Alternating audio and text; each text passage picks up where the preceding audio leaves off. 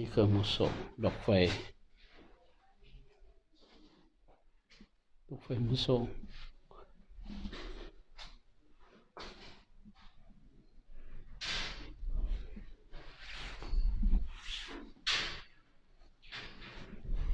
ราคากระโบแพงก็เครื่องมือส่งส่งเทียนตัวนี้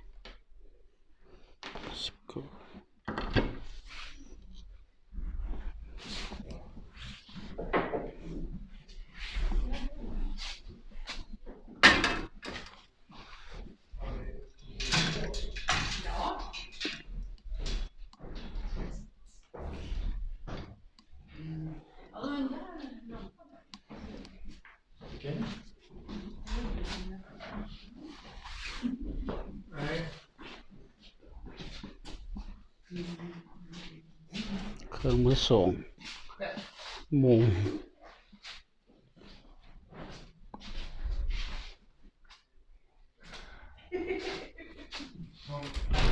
มีไผ่79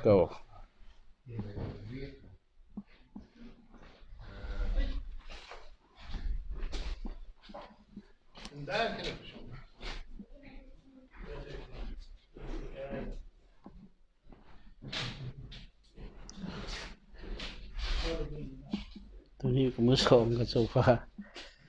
899 คูณ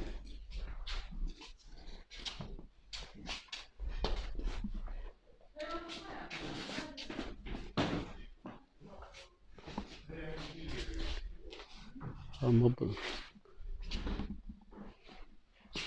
นี่ก็สิเป็นซีดี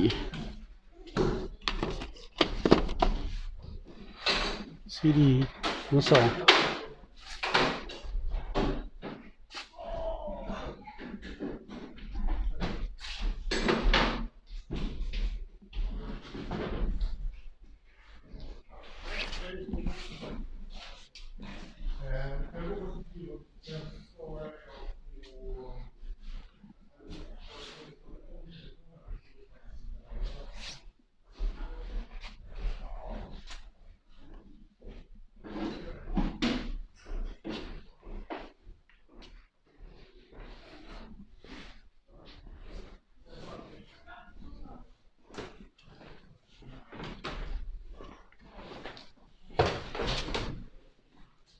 ตู้เอาระบบปึ้ม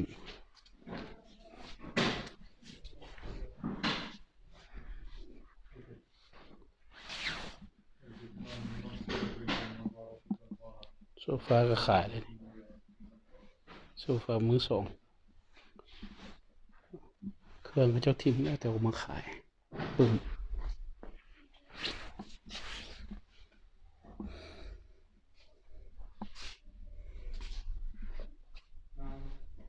เขาเลี้ยงตัวอักษร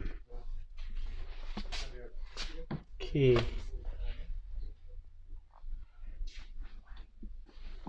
หูเรื่องกันมาส่ง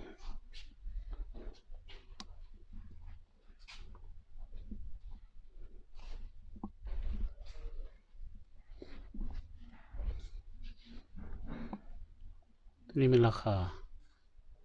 150 คูณ 3 คู่ราคา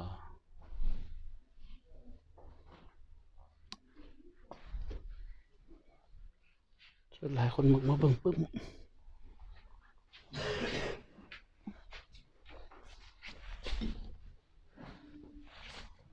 หูราคา499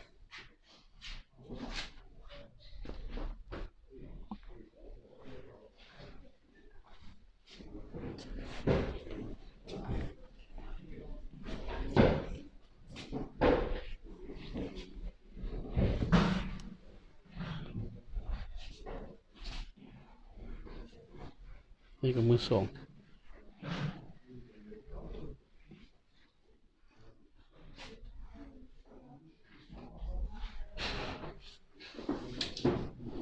ต่างมือสอง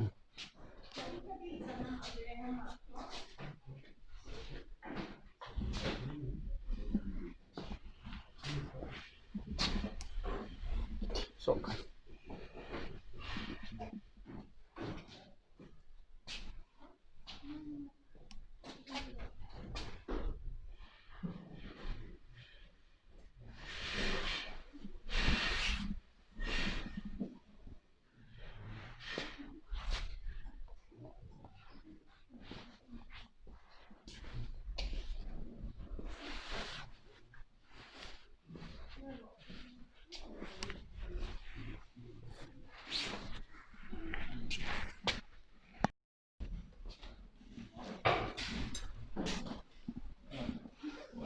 ภาพ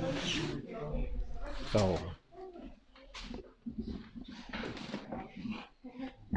19คูณ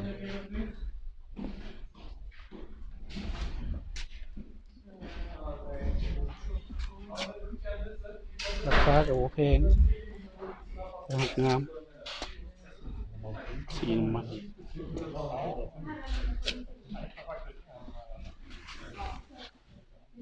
ตัวนี้งามไหม99คูณตัวงามตัวนี้ราคา99คูณ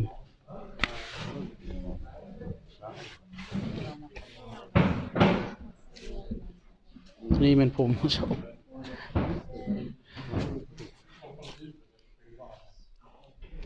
ผมเปิดนี่50คน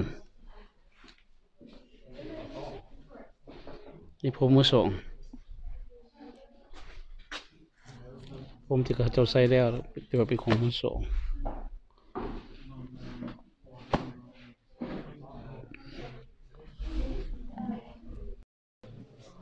เส้นลายจะมีแต่หูภาพสั้นสองมี2สั้น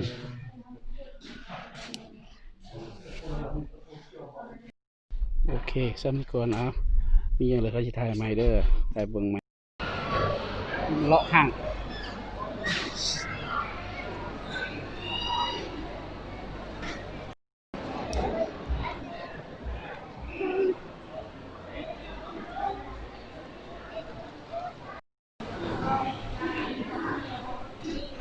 ออกจากห้าง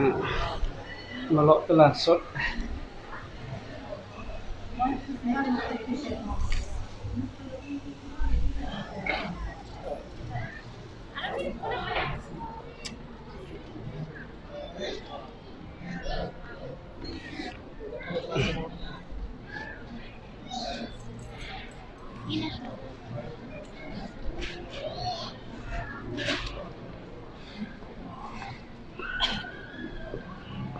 ตลาดสดดอกไม้นี่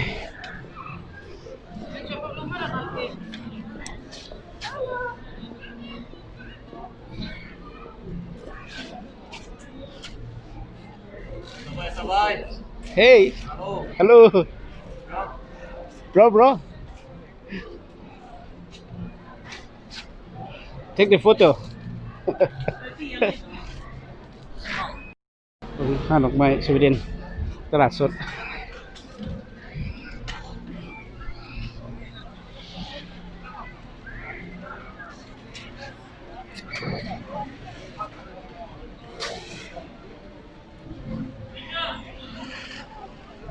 แล้วนั่นแถวพัก